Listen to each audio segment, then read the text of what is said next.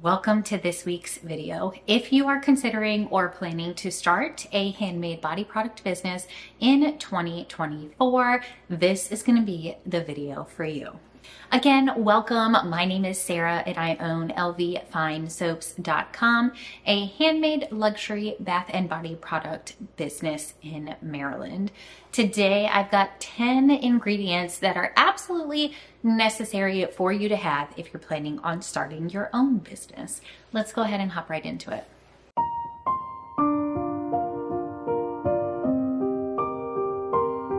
Now, these ingredients were very strategically chosen because I know how tight the money and the budget is when you are just getting started. Okay, I totally get that. I've been there and in many ways am still there. So I chose all of these particular ingredients because they're very versatile. They can be used throughout your entire range of products. More specifically, if you are planning to make cold processed soap, body butters, or sugar scrubs. So these 10 ingredients will be able to go through your entire line, saving you some money, which of course is everybody's favorite thing to do. I'll definitely have as much as I can linked down below, but if I could give you a piece of advice to get started, I would say to shop locally and source locally as many of these products as you can. It's going to save you more money in shipping costs, processing fees, less chance of something arriving to you damaged, setting back your business timeline. For all of those reasons, again, I would recommend going through local channels if at all possible. Okay, first of all, is shea butter. Shea butter is a hard butter that comes, I would say, in like blocks, right? Like random chunks, I guess would be a really good way to put it. You can get it natural, you can get it refined. I personally use ultra refined, so the natural scent is less there and it is white.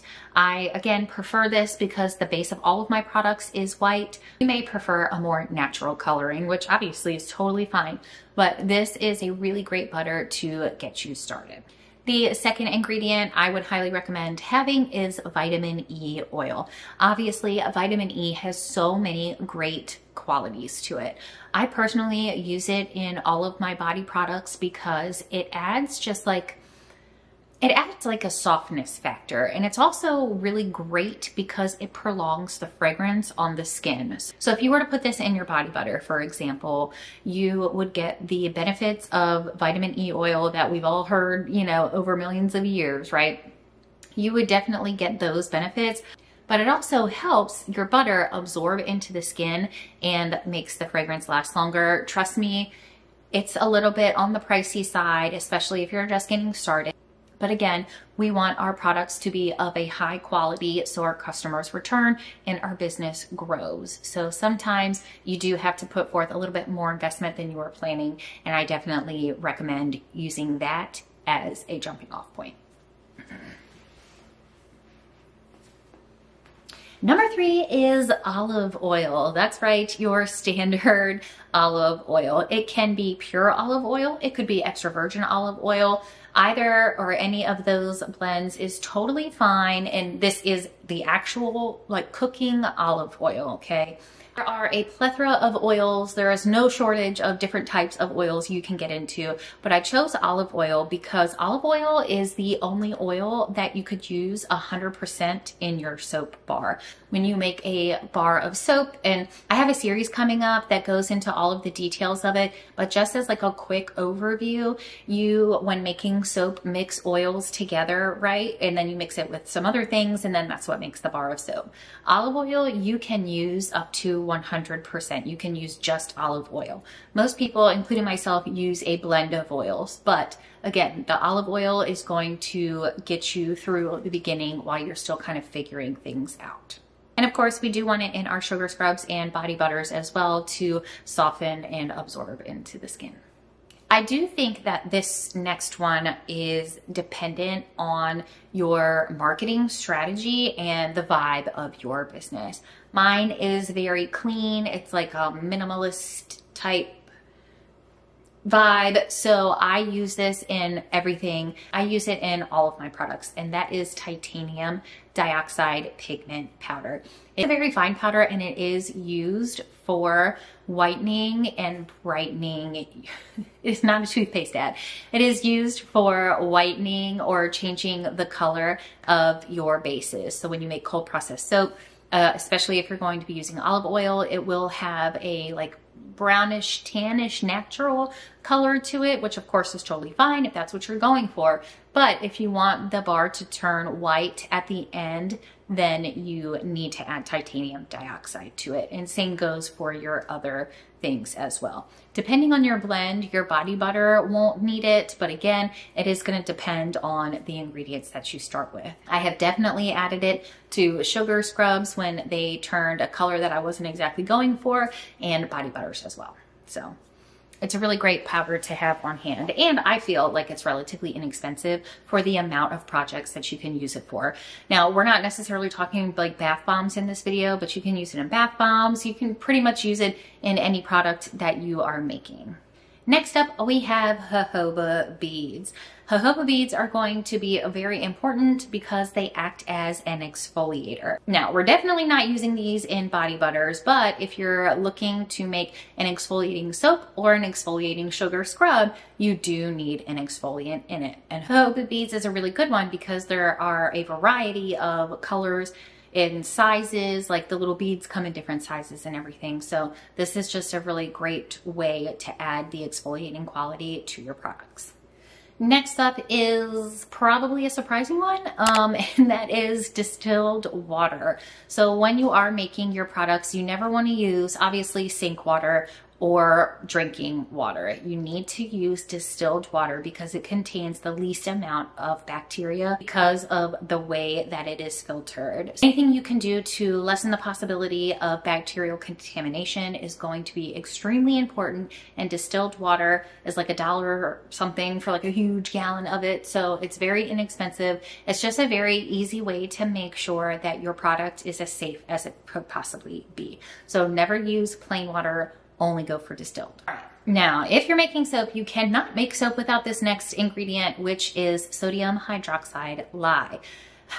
This one I kind of thought about whether or not I should include it in the video because it's not necessarily versatile, right? You cannot use it and do not use it in your sugar scrubs or any other products. Only soap if you're making cold processed soap. But you can't make this soap without it, so I thought I would include it here. So I don't know if that's like a cheat or not, but sodium hydroxide lye is going to be a necessity if you are planning to make soap. And I've talked about this before. You want to find it in person because it is considered a corrosive material. You can charge more for shipping and handling because it is a dangerous material to transport. So I would definitely recommend getting this locally if possible. Mine I get from my local Ace Hardware, and I know other hardware stores have it too.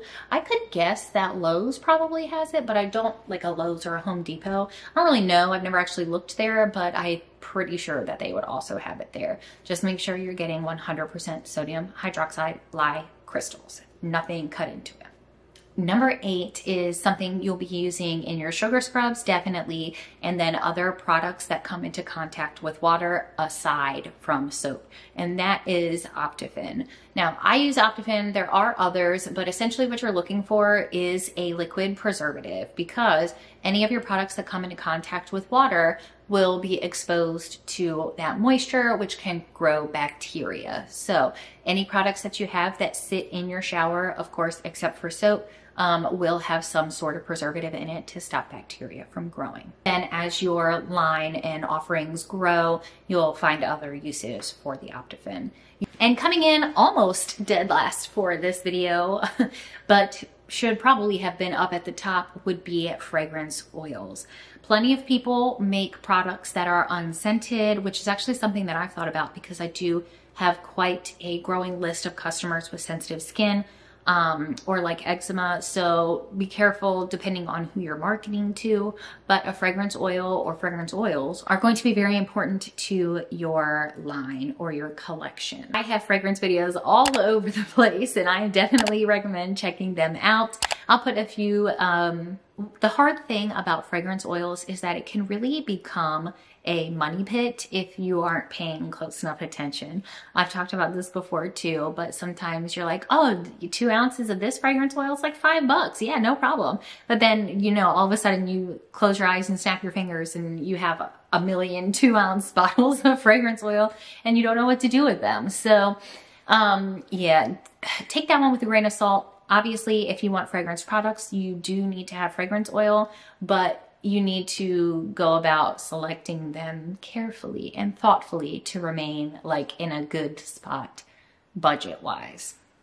And my last one, this one probably is not going to be a surprise if you are a veteran maker, and that is mica powders. Mica powders are used to color your products. So if you're planning on using any kind of coloring in your products, you will need some mica powders. There are tons out there. I've never actually ordered from Mad Micas, but overall, from what I hear, Mad Micas has the best selection. Like I said, I personally have never ordered from them, though I do have that on my bucket list for early next year. You know, there's so many great places you can get the mica powders. You can get sample packs from Amazon, which is a really great if you're starting out. Plenty of different places that you can get them for relatively cheap. So if you are planning on coloring your products, I would definitely recommend getting mica powders. And there you have it. Those are 10 things that you will need if you are planning to start a body product business in 2024. If you're already a maker, definitely let me know in the comments if I hit all of your best ingredients, and if not, please let me know which ones you prefer down below.